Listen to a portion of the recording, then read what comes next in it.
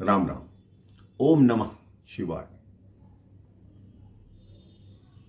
कह रहे जो सच्चे भक्त होते हैं उनके मन में ईश्वर के प्रति, ईश्वर के भक्तों के प्रति सच्ची श्रद्धा होती है।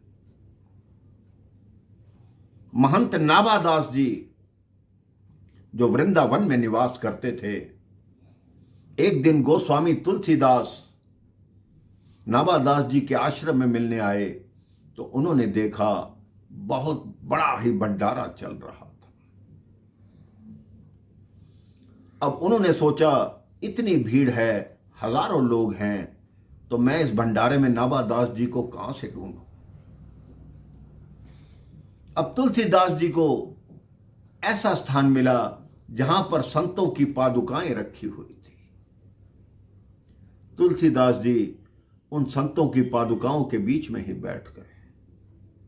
जब भोजन परोसने वाला आया तो उसमें जब खीर परोसने लगा, गोस्वामी जी के आगे आया कि ये खीर कहाँ रखूं, आपने तो कोई पत्तल दोना कुछ नहीं लिया।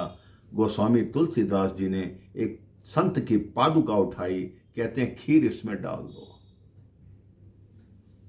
जो बांटने वाला था वो कहते हैं आप क्या बात कर रहे हैं, आप एक पादुका में खीर लेंगे। उन्होंने कहा हाँ, ये जिस संत की पादुका है उनके चरणों की धूल भी मेरे अंदर चली जाएगी तो मैं आपको धन्य मानूंगा, अपने आप को धन्य मानूंगा।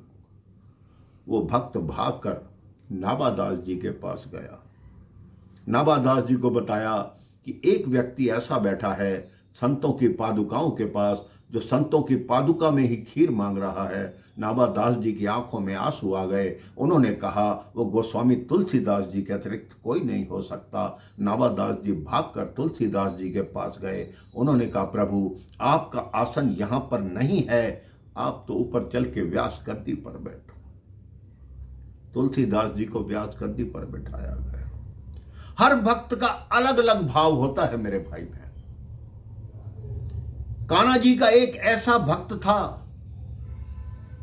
जो जहां भी भंडारा होता, जितनी संतों की जूठन बचती वो एक पत्तल में एकत्रित करता और कहता सबसे पहले उस जूठन का भोग कान्हा जी को लगवाता और बोलता ये 56 भोग ग्रहण करो, क्योंकि ये संतों की जूठन है।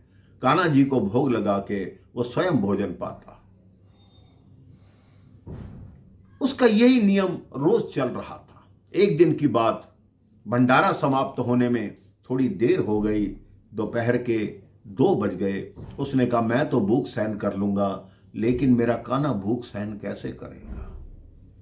वो घर गया, उसने कान्हा जी को थोड़ी सी मिश्री का भोग लगवा दिया और वापस लौट कर आया। जब तक वो वापस लौट कर आया तब तक भंडारा समाप्त हो चुका था। उसने फिर जूठन एकत्रित की और अपने घर ले गया, लेकिन उसने जैसे ही पहला निवाला डालने लगा उसके हाथ रुक गए, उसकी आंख से आंसू बहने लगे कि मैंने तो कान्हा जी को सिर्फ मिश्री में टाल दिया और मैं 56 भोग कैसे ग्रहण करूं। इसी विचार में मेरे भाई बहन वो पूरा दिन, पूरी रात्रि उसका हाथ यहीं पर रहा। वो जो पहला ग्रास था उसके अंदर नहीं जा रहा था।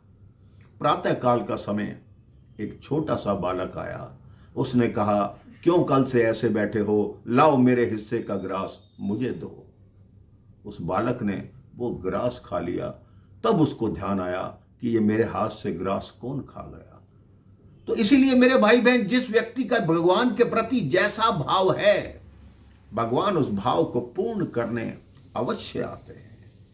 आप भगवान को कुछ भी भोग लगाइए, लेकिन सच्चे मन से लगाइए, श्रद्धा से लगाइए। देखिए जिस वस्तु का भोग भगवान का लग जाएगा वो वस्तु अमृत हो जाएगी और कोई भी चीज आपके घर में कम नहीं होगी। आपके खजाने सदैव भरे रहेंगे।